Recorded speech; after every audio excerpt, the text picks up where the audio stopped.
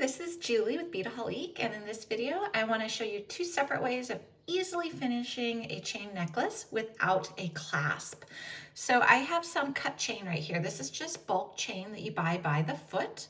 So any bulk chain would work for this technique, and you're just going to want to make sure you have enough to go over your head because you're not going to have a clasp. So it has to slip over your head. So we're going to go ahead and take this. This is 2 feet, so 24 inches, and I'm just going to slide it through the hole in my bezel setting. So you'll attach whatever you want to attach onto it first, because like I said, you're not going to be able to pull this apart. So we're going to go ahead and have that, what we'll call like a permanent clasp or a permanent way of closing it so it's nice and secure. So the first way is with just a simple little jump ring. So this is the easiest way. It's very clean, it's very elegant, and it's very fast.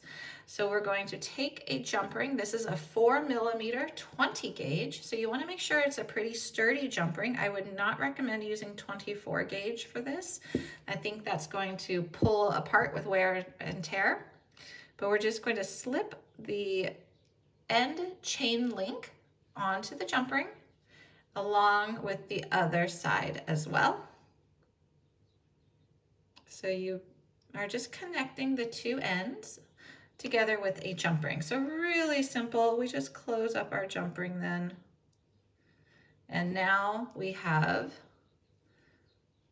that jump ring on there, and we have our necklace all secure. So we've got a finished necklace without using a clasp. So I love this idea just for an easy, elegant, inexpensive way of finishing off a necklace.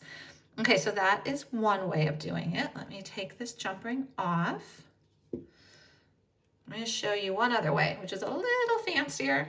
Just gives you a little extra design touch. Okay, so in this one, we're just going to use a head pin. It can be a ball head pin, it can be a regular head pin, whatever you like. And I'm going to slide on a pearl, and I'm also going to go ahead and slide on a bicone. And I've just chosen colors to match what my pendant is, so you could do that as well. Now we're going to begin to make a wrapped wire loop. So we're going to grab our wire looping pliers, and we are going to just squeeze it. You know I love wire looping pliers, I should say. All right, and then we're gonna crisscross. So we made a nice little loop. Okay, we're not gonna do our wrappings yet. We're going to open this loop up just a little bit. So I bent it a little bit, and now I'm gonna do the same thing I did with the jump ring.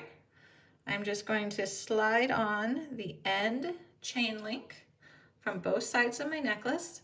Now I'm doing this on camera, I'm doing it rather quick, but you're just gonna wanna make sure that your chain's not tangled or knotted. It's just, you're gonna lay it out so it's nice and smooth.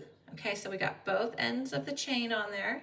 Now we're gonna take our pliers, straighten that loop back up, and we're gonna do our wrapping. Now doing this wrapping makes this really secure. This is nice and secure. So after you've done a couple of wrappings, you're going to trim your tail. And I definitely want you to tuck in your tail because it's gonna sit at the back of your neck. So you do not want a scratchy, pokey piece of wire. So to do that, you're going to take your pliers and you're gonna pinch this ever so slightly so that that wire end gets tucked. And there we go. Now, if you look at it, you have both, there we go. So you've got a little decorative bauble, a little decorative accent at the back of your neck, and you've got your two chains connected. And like I said, I just made it to match my little pendant that I made. So those are two separate ways of connecting your ends of chain, your cut chain, to make a finished chain necklace without a clasp.